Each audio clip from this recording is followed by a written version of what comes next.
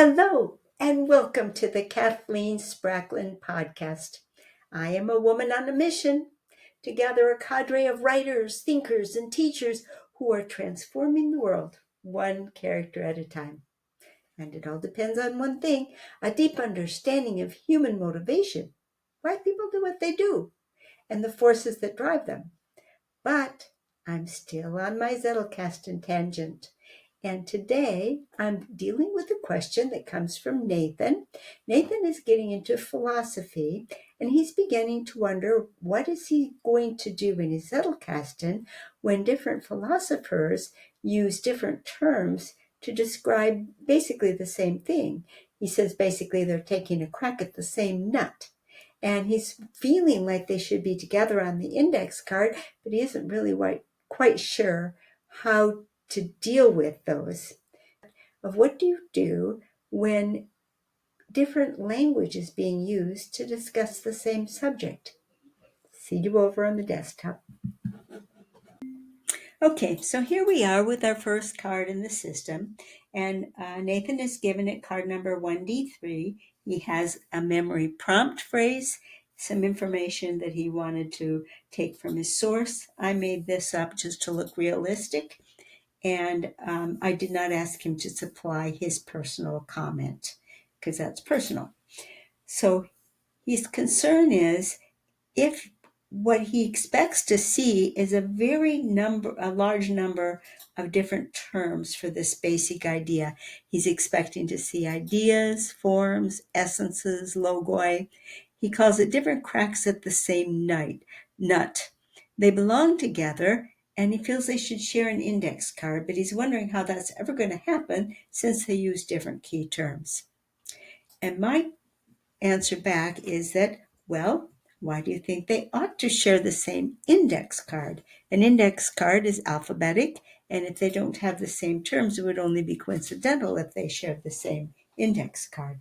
So let's see where they do get together and where they do associate with one another, because all is not lost.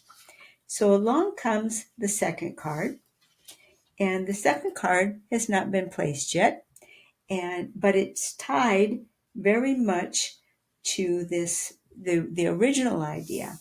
And so when it's time to place this card, it's not going to be helpful to try to place it using one of the terms in the memory prompt phrase because they don't coordinate, but because Nathan is doing some targeted study in this area, when he asks this card, where do you want to go? What parent do you want to have?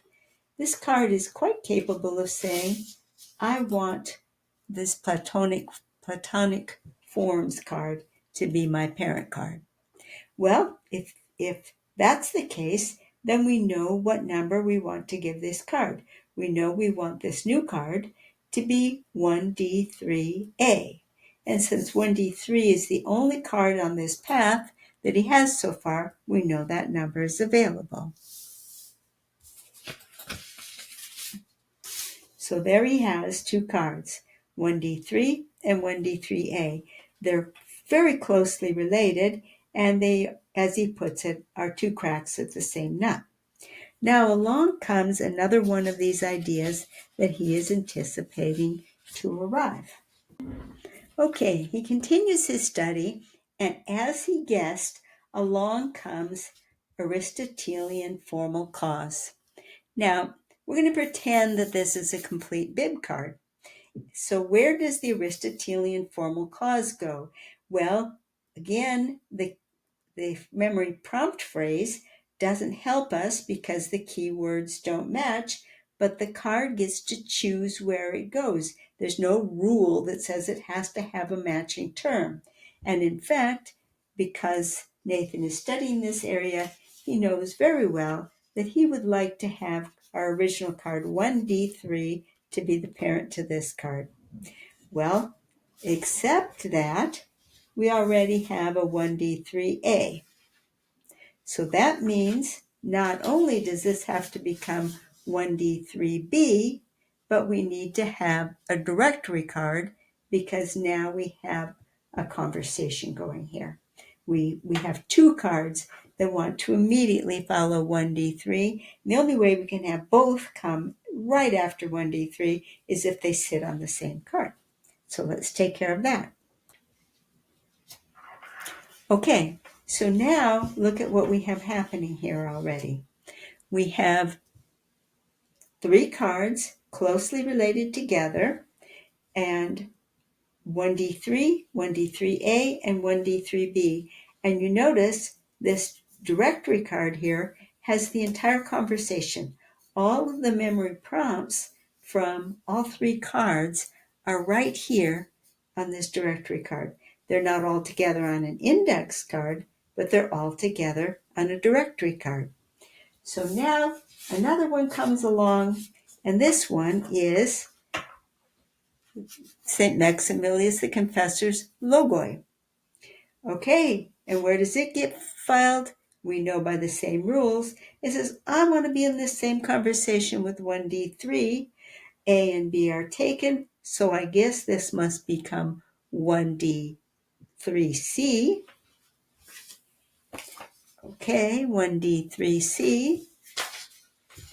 And not only that, but we have to extend our conversation card, our directory card, to include that into the conversation as well.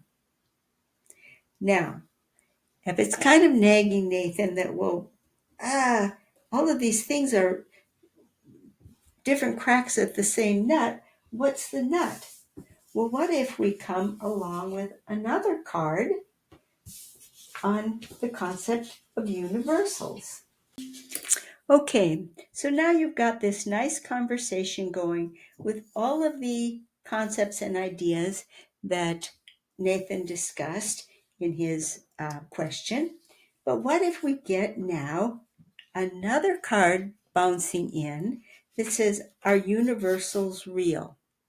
And what are universals? Well, that's the generic term for Platonic forms, the essences, the formal causes, the logoi. They're all types of universals. So now we have to answer the question. This card gets to decide, where does it want to go? It's a pretty easy question. It wants to be a part of this conversation because it's about all of these cards. So it wants to go right after 1D3. Well, A, B, C are busy, so clearly the only thing that we can do here is make this card 1D, 3D. And now we need to extend our index.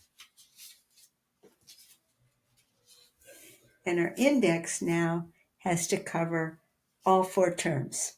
Now, if it bothers you very greatly that this universals, that is really kind of like the head of these other four, isn't sitting up here and Platonic forms isn't sitting down here, I have to ask you in the one question, well, really? They're all together in the same conversation.